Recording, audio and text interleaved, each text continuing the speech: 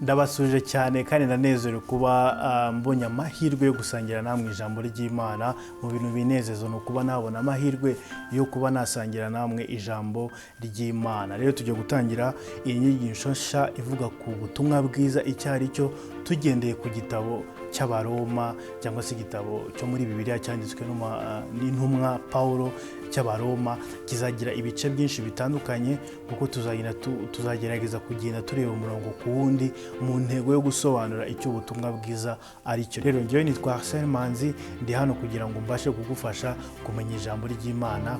Zana Bibiliya yawe uyibumbure, urebe aho wandika kugira ngo tubashe kujyana.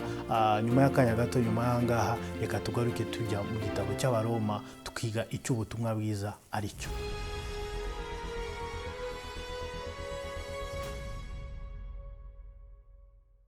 Reka rero dusome guhera ku murongo wa mbere. Biravuga ngo Paulo, imbata ya Yesu Kristo, wahamagariwe kuba intumwa kandi watoranirijwe ubutumwa bwiza bw'Imana, ubwo yasezeranije kera mu kanwa k'abahanuzi bayo mu byanditswe byera, buvuga iby'umwana wayo wavutse mu rubyaro rwa Dawidi ku mubiri, kandi werekanwe n'ubushobozi ko ari umwana w'Imana mu buryo bw'umwuka wera, bigahamywa no kuzuka kwe, niwe Yesu Kristo umwami wacu. Niwe waduhesheje igikundiro no kuba intumwa ku bw'izina rye, kugira ngo mu mahanga yose habemo abumvira Imana babiheshwa no kwizera. Kandi namwe muri bo abahamagariwe kuba aba Yesu Kristo. Ndabandikiye abari i Roma cyangwa abari i Kigali, abari i Nyamirambo, abari i Rutsiro, abari i Gisenyi, abari mbese ahantu haba uri hose. Ndabandikiye abari i Roma mwese bakundwa n'Imana, bahamagariwe kuba bera, ubuntu bube muri mwe n'amahoro biva ku Mana Data wa twese no ku mwami wacu Yesu Kristo.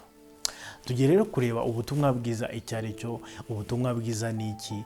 Kugira ngo tubashe gukunda Imana mu buryo bwimbitse, nuko tumenya ibyo yatubwiye. Kugira ngo umenye umutima w'umuntu, nuko umenya ibyo yanditse. Hari abantu benshi tuzi ariko tutigeze tubona mu buzima bwacu. Hari abantu benshi twiga mu mateka, iyo bavuze izina uhita umumenya kandi yarabayeho imyaka 100 imbere yawe. Uramuzi kuko wasomye ibye. Rero iyo tumenye ubutumwa bwiza, tubasha kumenya Imana, tubasha kumenya umutima w'Imana, tubasha kumenya urukundo Imana idukunda. Ariko ntabwo dushobora kumenya tutagiye mu ijambo ry'Imana. Hari abantu benshi rero bicwa no kutajya mu ijambo ry'Imana. Twafashe Bibiliya tuyiha abantu bamwe, tuyiha abapasiteri, tuyiha ababishop. Nibo bakwiye kujya gusoma, ni akazi kabo, ni umuhamagaro wabo, bagende basome, hanyuma ku cyumweru batuzanira amahishurirwa bahishuriwe, hanyuma tubone kwakira. Niyo mpamvu tudakura, niyo mpamvu tutabaho turi, niyo mpamvu tugera ahantu tugacika intege, niyo mpamvu iby'ahandi bitwuzura cyane kurusha iby'Imana. Kubera iki? Twafashe ijambo ry'Imana turyikuraho, turiha abantu bamwe. Niyo mpamvu abantu bashobora kutuzanira n'ubuyobe n'ibintu byinshi bituyobya, tukabyakira tukabikurikira. Kubera iki? Kuko tutagenda mu ijambo ry'Imana. Hari ibintu byinshi tubona ku mateleviziyo, ku ma internet, tukareba ibyo abantu bakora mu rusengero, ukibaza si ibi bintu babikuye he? Ukibaza si aba bantu ni gute bemera kubeshwa no kuyobywa mu buryo bungana gutya? Ariko ibigenda bigaruka kuba abantu batita ku ijambo ry'Imana. Hari ibibazo byinshi twibaza, hari ibibazo byinshi tubaza, ariko turamutse dushoma ijambo ry'Imana hano ngo twakagombye kuba twibaza ibyo bibazo. Rero intego yanjye n'ishyaka ryanjye uyu munsi kugira ngo njyewe nawe dufatanye uyu mwanya, kugira ngo tujye dufata umwanya turebe mu ijambo ry'Imana, turebemo ibisubizo by'ibibazo byinshi twibaza. Niyo mpamvu rero nahereye kuri igitabo cy'Abaroma, kuko ni kimwe mu bitabo bikubiyemo ukuri kose kw'Imana n'ukuri kujyanye n'umuntu uko ateye, ndetse n'ibintu byinshi tugenda twibaza.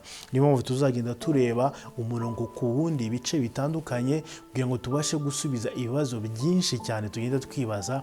Ariko ndifuza yuko ijambo ry'Imana turisoma atari gusa mu buryo bwo kunguka ubumenyi bwinshi gusa, tubyimbe mu mutwe, twumve ko twamenye, uvuge noneho igitabo cy'Abaroma ndakizi mu mutwe. Oya, ndashaka ko biba mu buryo buri practical mu mutima wawe. Niyo mpamvu ntabwo nzibanda cyane mu bintu biri theological cyane, ahubwo nzibanda kuri kubasha ukuri koroheje kandi kumvikana kubasha kugufasha mu buzima bwa buri munsi. Ndasenga kugira ngo igihe cyose usomye iki gitabo cyangwa se ukurikiye video turimo turareba mu byanditswe, bizagende bigufashe gukura, bigufashe kwegera Imana, bigufashe gukunda Imana, kuko niyo ntego y'ijambo ry'Imana. Intego y'ijambo ry'Imana kugira ngo ukunde Imana mu buryo bwihariye. Rero ubutumwa bwiza ni iki? Gospel cyangwa se mu kigiriki bavuga evangelion niho haba mu ijambo evanjiri bivuze ni ubutumwa uvuga bwiza. Nuvuga ngo ijambo ry'Imana ni ubutumwa bwiza, ariko impamvu tutajya ducakira ubwo butumwa bwiza akenshi ni uko tutazi ikibutera kuba bwiza. Buri ubutumwa bwiza buba bwiza iyo buje ahantu hatari heza. Buriya isi tubamo, isi ni isi yangiritse, ni isi kuva Adamu na Eva bakora icyaha, isi yarangiritse. Iyi si turimo uyu munsi ntabwo turi mu isi Imana ya yindi yaremye ari mu bitekerezo by'Imana. Isi Imana yaremye kandi yifuzaga ntabwo ariyo si turimo, kuko iyi si yamaze icyaha cyarayitobeje, Satani araza nawe arayivangira. Bibiliya ivuga ngo tuba mu kirere kiyoberwa n'umwanzi Satani.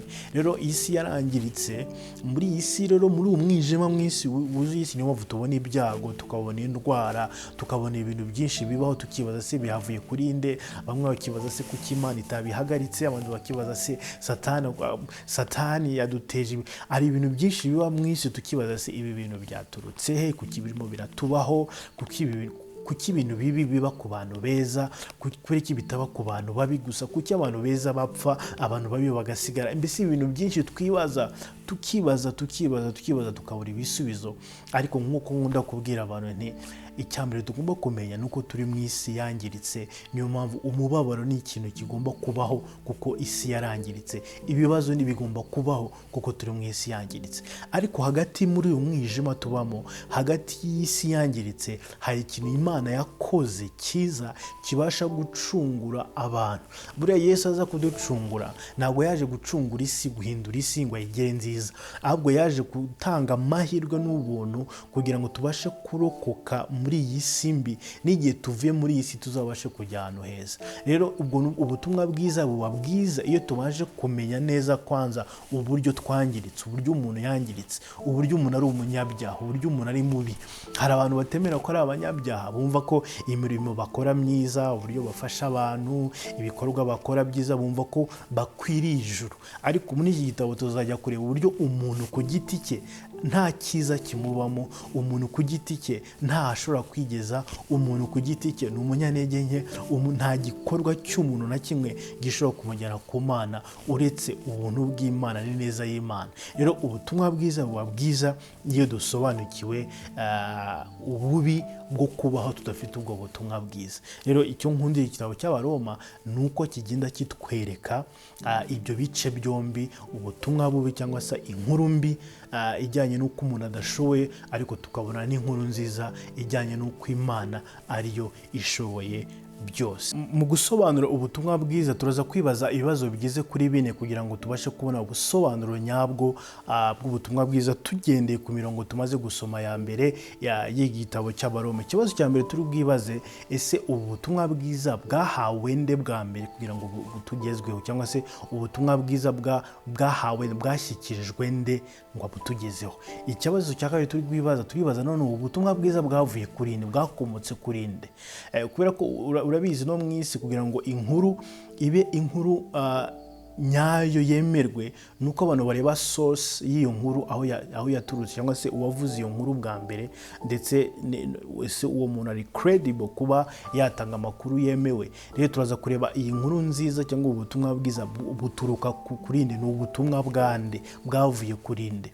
Icya gatatu turi buze kwibaza ni intego y'ubu butumwa bwiza, cyangwa se ipfundo ry'ubutumwa bwiza. Ubutumwa bwiza bupfundikiye iki, buri mwiki, ni ikihe kintu kiri ubutumwa bwiza gituma ubutumwa bwiza bugiye uburemere?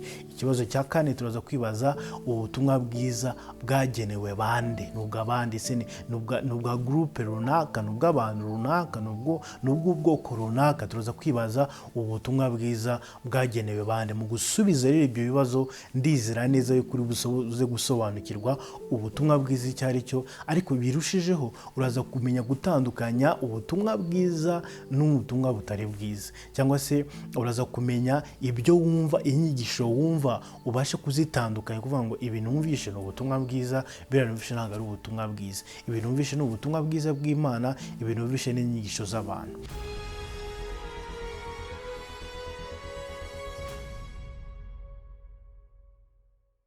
Reka rero turebe umurongo wa mbere dusubiza ikibazo cya mbere kivuga ubutumwa bwiza bwahawe nde bwa mbere.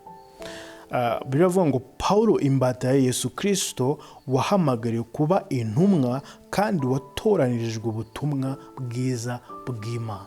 Ubutumwa bwiza umuntu wa mbere wabuhawe kugira ngo abugeze no ku banyamahanga ni intumwa yitwaga Paulo. Paulo mbere ko aba Paulo yitwaga Sawuli, yari umufarisayo w'umunyamategeko wubaha Imana ariko ukunda amategeko y'Imana, ariko utizera Yesu ko ari Mesiya. Icyo gihe rero itorero ryamaze kubaho, yararitotezaga, akarimerera nabi, akabica, kuko yumvaga ibyo abantu bavugaga kuri Yesu byahabanyaga n'ibyo Mose yategetse. Yumvaga yuko inyigisho za Yesu Kristo zaje gusenya ibya Mose, zaje gusenya imigenzo n'imihango bari bafite. Ariko umunsi umwe arimo kujya gutera abakristo i Damasiko, aza guhura na Yesu. Yesu aramubonekera, aramufata, arangije Yesu aramuhamagara ngo Sawuli, Sawuli. Arangije Sawuli aramusubiza ati mwami, amusubiza ngo mwami urinde, wowe umvugisha, wowe umpamagara urinde. Kuba yaramuhamagaye ngo mwami, nuko imbaraga z'umwuka wera zamumenyesheje ko uwo muntu umuhagaritse, uwo muntu umufashe ntabwo ari umuntu usanzwe, ni Yesu Kristo umwami. Niyo mpamvu hano mu kujya kwandika iyi baruwa yanditse ngo Paulo imbata ya Yesu Kristo. Kuba yaramwise umwami icyo gihe byagaraje ko nawe ari imbata. Ntabwo umuntu yaba umwami adafite abantu akoresha, umuntu ntabwo yakwitwa umwami adafite imbata cyangwa se adafite abagaragu.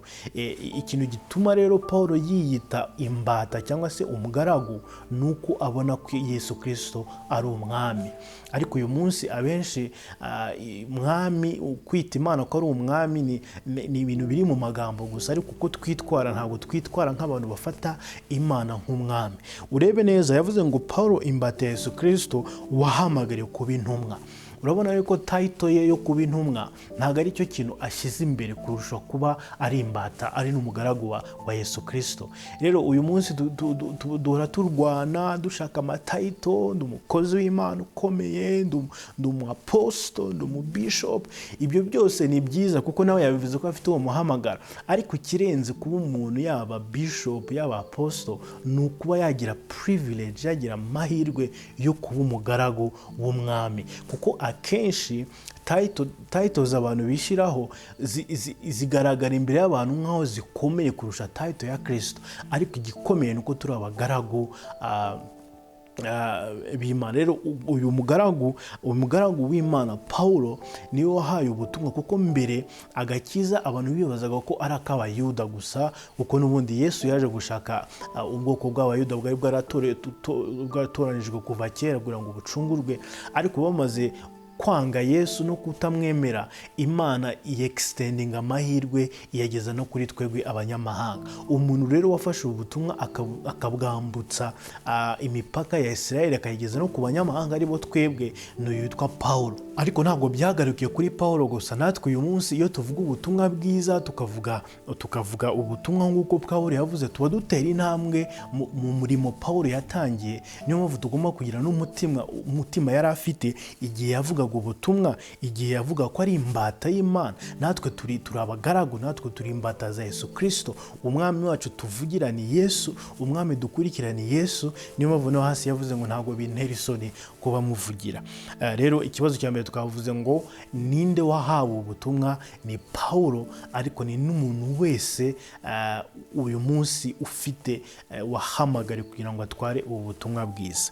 Ikibazo cya kabiri tujye kwibaza, se ubu butumwa bwiza bwakomotse kuri nde, bwavuye kuri nde, ninde source, ninde soko y'ubutumwa bwiza. Biri hano ku murongo wa mbere avuga ngo kandi watoranijwe ubutumwa bwiza bw'Imana. Uca akarongo aho hantu ngo ni ubutumwa bwiza bw'Imana, ntabwo ari ubutumwa bwiza bw'Abayisiraheli, ntabwo ari ubutumwa bwiza bw'abazungu, ntabwo ari ubutumwa bwiza bw'Abanyamerika, ntabwo ari ubutumwa bwiza bw'Abanyafurika, ni ubutumwa bwiza bw'Imana. Iki ngiki kiraza gisubiza cyane abantu ibintu bakunda kurega ku bakristo, cyane bavuga ngo biriya bintu ni ibintu byaje kutuyobya, ni ibintu byazanywe n'abazungu, byazanywe n'abakoloni. Hano ntabwo bavuze ko ubutumwa bwiza ari ubw'abakoloni. Ubutumwa bwiza ni ubw'Imana, ni isoko yabyo, ni Imana. Niyo mpamvu igihe cyose dushaka wenda ku criticize ibintu no gushaka gupinga ibintu, tujye tubanza turebe ibyanditswe, aho kugira ngo dukurikize opinion gusa y'abantu. Tubaze turebe hano ngo ubutumwa bwiza, icyo tugomba kumenya ni uko ubutumwa bwiza aho bwaturutse ku Mana. This is the gospel of God. Ubutumwa bwiza Paul yabwirije ni ubutumwa bwiza bw'Imana, ntabwo ari ubutumwa bwiza bw'abantu, ntabwo ari ubutumwa bwiza bushingiye mu kugira ngo bunezeze umuntu uwo ari we wese, ntabwo ari ubutumwa bwiza bw'ubwoko runaka, ntabwo ari ubutumwa bwiza bw'uruhu runaka, ni ubutumwa bwiza bw'Imana. Impamvu ari ubutumwa bwiza bw'Imana ni uko umuntu watangije igitekerezo cyo gucungura abantu ntabwo ari umuntu, ni Imana. Biravuga ngo Imana yakunze abari mu isi cyane byatumye itanga umwana wayo w'ikinege kugira ngo Yesu aze kudupfira. Ni igitekerezo cy'Imana, ntabwo byavuye ku muntu uwo ari we wese. Niyo mpamvu ni ubutumwa bwiza bwitwa ko ari ubutumwa bwiza bw'Imana. Ikibazo cya kabiri tujye gusubiza ni ubutumwa bwiza rero, intego y'ubutumwa bwiza ni iyi, ipfundo ry'ubutumwa bwiza ni iki? Ubutumwa bwiza ni iki kiri mu butumwa bwiza gituma ubutumwa bwiza buba bwiza? Tujye kureba ku murongo wa kabiri n'uwa gatatu. Biravuga ngo ubwo butumwa bwiza ngo yasezeranije kera mu kanwa k'abahanuzi bayo mu byanditswe byera, ngo buvuga iby'umwana wayo wavutse mu rubyaro rwa Dawidi ku mubiri, kandi werekanwe n'ubushobozi ko ari umwana w'Imana mu buryo bw'Umwuka Wera, bigahamwa no kuzuka kwe, niwe Yesu Kristo umwami wacu. Intego n'ipfundo cyangwa se the reason of the gospel nta wundi ni Yesu Kristo. Mwene magambo, ndamutse mvuze ibintu byinshi nubwo byaba ari byiza, ariko ntabishingiye kuri Yesu Kristo, ntabwo mba mvuze ubutumwa bwiza. Kuko hano bavuze ngo ubwo butumwa ngo buvuga iby'umwana, bivuga concerning the Son of God. Ubutumwa bwiza ishingiro, uburemere bw'ubutumwa bwiza ni Yesu Kristo, bivuga iby'umwana w'Imana. Ni ukuvuga ngo ufata ubutumwa bwiza nk'ibaruwa wakiriye, nufungura iyo baruwa nta kindi uzasangamo, ntabwo uzasangamo ubwiza bwawe, ahubwo uzasangamo ubwiza bw'Imana. Igihe cyose rero dufashe inyigisho tukazibezinga ku muntu, tukabibezinga ku iterambere ryawe, tukabibezinga ku bushobozi bwawe, ku bwiza bwawe, tuba tuvuga ibintu wenda bisoundinga ko ari byiza, ariko ntabwo tuba tuvuze ubutumwa bwiza. Ubutumwa bwiza ni igihe tuvuze Kristo, tukavuga umurimo wa Kristo, tukavuga ibyo yakoze, tukavuga ubwiza bwa Kristo, tukavuga icyubahiro cya Kristo, tukavuga imbaraga za Kristo. Icyo gihe tuba tuvuga ubutumwa bwiza. Ibi nibyo bishobora kugufasha kumenya gutandukanya ubutumwa busanzwe n'ubutumwa bwiza. Iki nicyo kigufasha gutandukanya izindi nyigisho, itandukana hagati y'ubutumwa bwiza n'izindi nyigisho, nuko ubutumwa bwiza buri specific, buvuga ku bya Kristo Yesu. Hano hari ikintu gitangaje kirimo, bavuga ngo iby'umwana wayo wavutse ku rubyaro rwa Dawidi ku mubiri, ngo kandi werekanwe n'ubushobozi ko ari umwana w'Imana mu buryo bw'Umwuka Wera. Hano bagaragaje ko uyu Yesu, uyu we ari we pfundo ry'ubutumwa bwiza. Bahise bagaragaza ko yari afite ibintu bibiri bimuranga, bimutandukanye n'abandi bantu. Icya mbere ni uko yari Imana 100%, nk'uko hano babivuze ngo werekanwe n'ubushobozi ko ari umwana w'Imana. Yesu yari umwana w'Imana 100%, ntabwo ari umuntu wabayeho gusa. Hanyuma kuba ari Imana 100% ntabwo byagarukiye aho ngaho gusa. Ku murongo wa gatatu bavuga ngo buvuga iby'umwana wayo wavutse ku rubyaro rwa Dawidi ku mubiri. Yari afite umubiri 100% kandi yari Imana 100%. Ntabwo ari 50-50.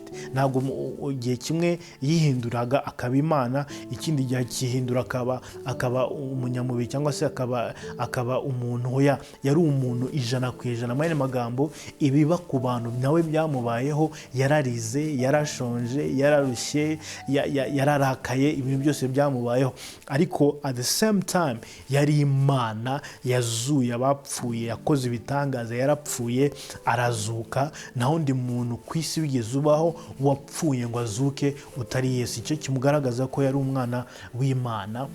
None kugira ngo aducungure, kugira ngo abe qualified kuba ipfundo ry'ubutumwa bwiza, nuko yagombaga, uretse kuba Imana, yagombaga no kuba umuntu kugira ngo abashe kuza kubana n'abantu abacungure. Nta kuntu yari gucungura abantu atabanje kuza kubana nabo ngo yisanishe nabo, ajye ku musaraba abapfire. N'ikindi kigaragaza ko yari umwana w'Imana nuko bavuze ngo yavuye mu rubyaro rwa Dawidi. Yesu yari afite ibisekuruza, yari afite aho yakomotse. Ntabwo ari umuntu wavuye mu ijuru ngo yikubite hasi, ntabwo ari umuntu wapfuye kuva ahantu gusa, yari umuntu wakomotse mu rubyaro rwa Dawidi. Bise binyibutsa inkuru rimwe Dawidi yari yicaye iwe, atumizaho umuhanuzi witwaga Natani. Aramuhamagara aramubwira ngo, Natani, mfite igitekerezo, ndashaka kubakira Imana yanjye urusengero. Dore ntuye mu nzu nini nziza cyane, ariko birambabaza kuba Imana yacu ituye mu ihema, rero ngiye kuyubakira. Natani ko yari umuhanuzi w'Imana abyumvise, aravuga ngo icyo ni igitekerezo cyiza rwose, uhawe umugisha kuba ugiye gukora ikintu nk'icyo ngicyo. Nyuma rero Imana iza kuganiriza Natani, iramubwira, ndimo ndabivuga biparagrafinga, bivuga nk'inkuru, ariko ushobora kubisoma. Hanyuma Imana abwira Natani, iramubwira ati, urasa nkaho wihuse kuba wemereye Dawidi kujya kubaka. Ndashaka ko usubira ugende umubwire ibindi, ugende umubwire ko adashobora kunyubakira inzu, adashobora kunyubakira urusengero, kubera ko mu biganza bye hari amaraso menshi. Ariko umubwire iki kintu, umubwire ko ahubwo njyewe Imana ngiye kumwubakira inzu. Ntabwo nshaka ko ari we unyubakira inzu, ahubwo njyewe ngiye kumwubakira inzu. Inzu Imana yubakiye Dawidi ni inzu Imana yubatse mu rubyaro no mu maraso no mu mbuto iva muri Dawidi. Akaba ariho na Yesu yaturutse. Yesu rero yaturutse mu rubyaro rwa Dawidi ku buryo bw'umubiri, ariko nanone yari n'umwana w'Imana kuko yaraje kuducungura. Rero Yesu niwe pfundo ry'ubutumwa bwiza. Tukamenye uwahawe ubutumwa bwiza ko ari Pawulo, tumenya isoko ry'ubutumwa bwiza ariyo Mana yacu. Ni ukuvuga ngo ikintu gituma ubutumwa bwiza bugira imbaraga nuko aho bukomoka ahantu hizewe, ariyo Mana yacu nziza. Icya gatatu, tukibaza noneho intego cyangwa se ishingiro ry'ubutumwa bwiza ni iki. Ntabwo ari abantu, ntabwo ari ibintu byiza, ntabwo ari inkuru nziza gusa, ahubwo ni Yesu Kristo ubwe, niwe shingiro, niwe content y'ubutumwa bwiza. Noneho icya kane, ubu butumwa noneho bwagenewe bande, nubwo abande.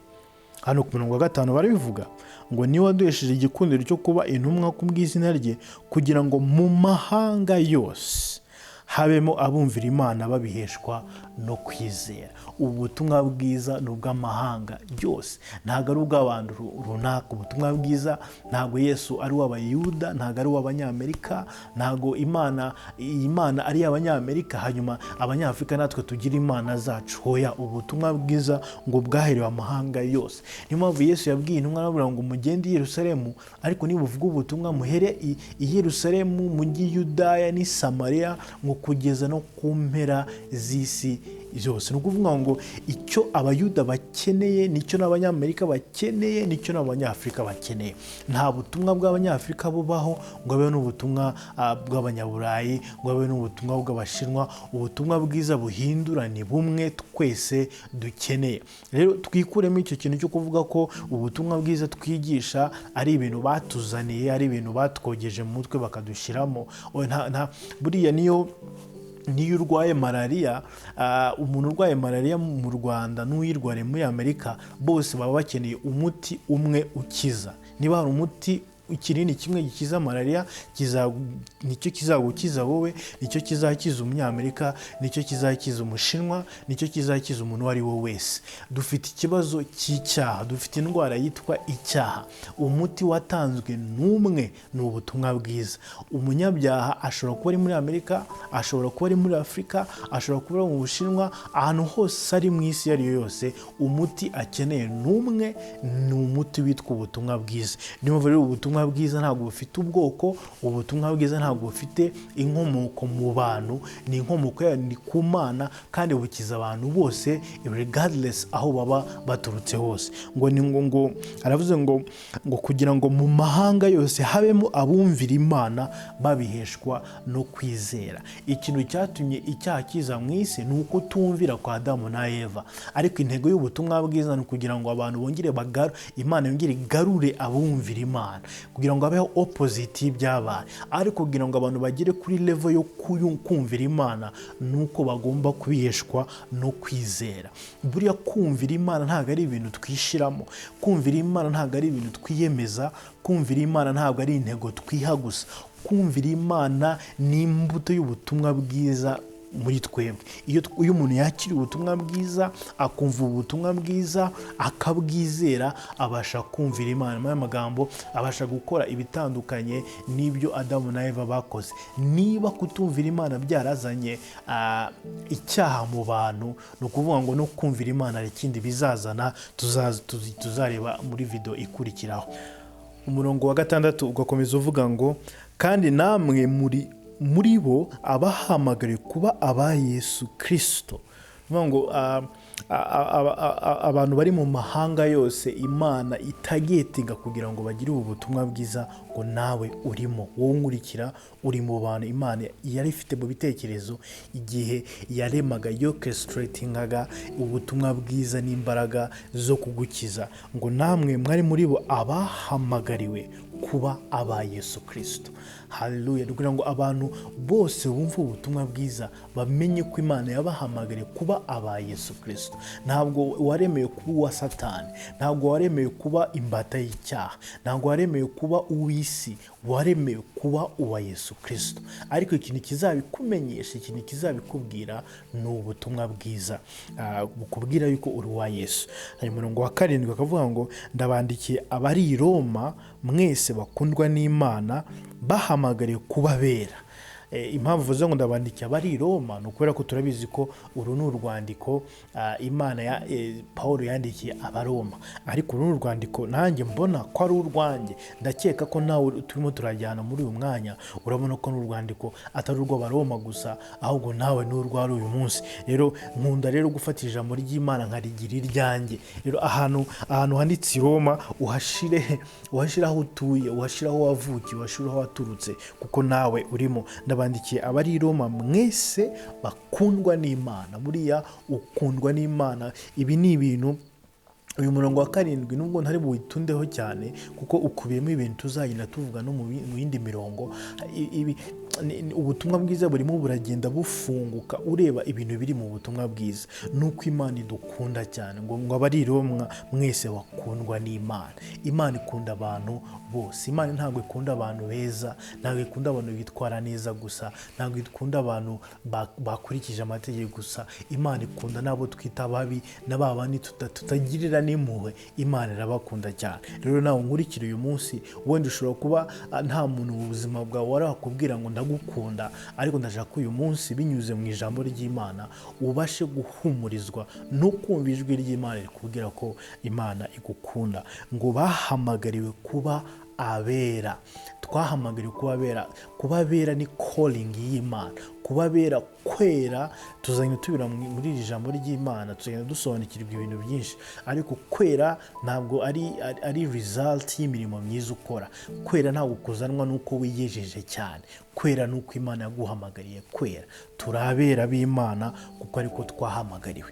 Hanyuma abasuhuza indamutso Pawulo yakunda gusuhuzanya mu nzandiko ze zose tuzareba, hari ikintu kigenda kigaruka ngo ubuntu bube muri mwe n'amahoro biva ku Mana Data wa twese no ku Mwami wacu Yesu Kristo. kubera iki Pawulo yakundaga gusuhuza abantu abasuhuza ngo ubuntu bube muri mwe n'amahoro biva ku Mana. Ahantu hose yandikaga yakomeza kuvuga ngo ubuntu bube muri mwe n'amahoro biva ku Mana. Kandi murebe neza, nta hantu yigeze avuga ngo amahoro n'ubuntu, yahoraga avuga ngo ubuntu n'amahoro. Kubera iki yabikurikiranya gutyo? Ni ukubera ko ntabwo ushobora kumenya amahoro y'Imana utarasobanukirwa ubuntu bw'Imana. Utarakira ubuntu bw'Imana mu mutima wawe, ntabwo ushobora kumenya amahoro y'Imana. Nabayeho igihe kinini ndi umukristo, nabayeho igihe kinini ndi umwana w'Imana, ariko ntazi amahoro y'Imana.